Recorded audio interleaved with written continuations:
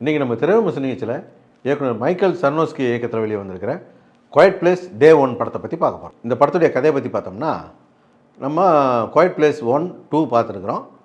இது இதோடைய 3வது பாகமாக வந்திருக்குது. ஆனால் இது ப்ரீக்வல், அதாவது இந்த ஃபஸ்ட்டு பார்ட்டுக்கு முந்தி என்ன நடந்தது கதையில் அப்படின்னு சொல்லி எடுத்துருக்கிற கதை தான் இது. அது என்ன நடந்தது அப்படின்னா, படத்துடைய ஃபஸ்ட்டு எடுத்தோடனே நியூயார்க் சிட்டியை காட்டுறாங்க. அதில் சத்தமும் இறைச்சலுமா இருக்குது. அப்போ கேப்ஷனில் போடுறாங்க, இப்போது 90 டெசிபிள் சவுண்டு இருக்குது அப்படின்னு சொல்லிட்டு போடுறாங்க. இதுக்கப்புறம் ஒரு ஆசிரமத்தை காட்டுறாங்க.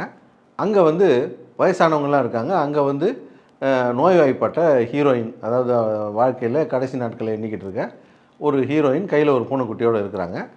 அவங்க சிட்டியில் போயிட்டு ஒரு ட்ராமாவை பார்த்துட்டு பீஸா சாப்பிட்டு வரணும் அப்படின்னு சொல்லிட்டு அங்கேருந்து டவுனுக்கு வர்றாங்க, நியூயார்க் சிட்டிக்கு.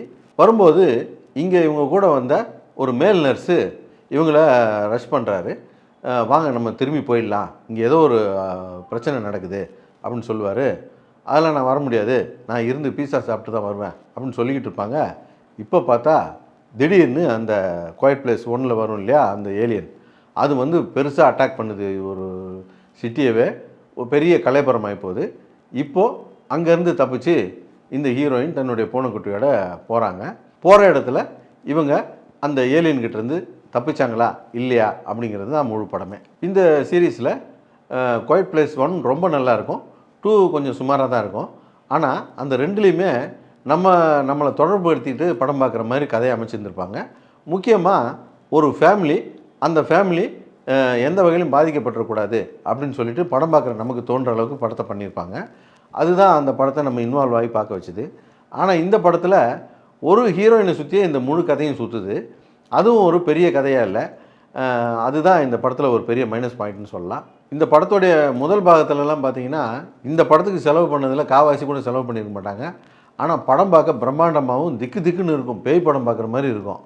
ஆனால் இந்த படத்துக்கு பெரிய செலவெல்லாம் பண்ணி எடுத்திருக்காங்க, எந்த ஒரு இம்பேக்டையும் அது கொடுக்கல. அது மட்டும் இல்லாமல் இந்த ஒரு தனி கேரக்டர் எப்போ பார்த்தாலும் படம் முழுக்க காட்டுறது அது ஒரு பெரிய இன்ட்ரெஸ்ட்டாகவும் இல்லை. படம் போக போக சூடு பிடிச்சில ஓடணும். இது படம் பிடிக்கிறதுக்கு ஒரு 10 நிமிஷத்துக்கு முன்னாலெல்லாம் ஒரு 1/4 மணி நேரம் உட்காந்து பேசிக்கிட்டே இருக்கிறாங்க. அதெல்லாம் பெரிய போர் ஆக்கி விட்டுருச்சு. படமே ஒரு மணி நேரம், ஒரு 35 நிமிஷமாக என்னமோ ஓடுது. அதுலேயும் பாதி நேரத்தை வீணடிச்சு தான் வச்சுருக்கானுங்க. படத்தில் சொல்லும்படியாக எதுவுமே இல்லை.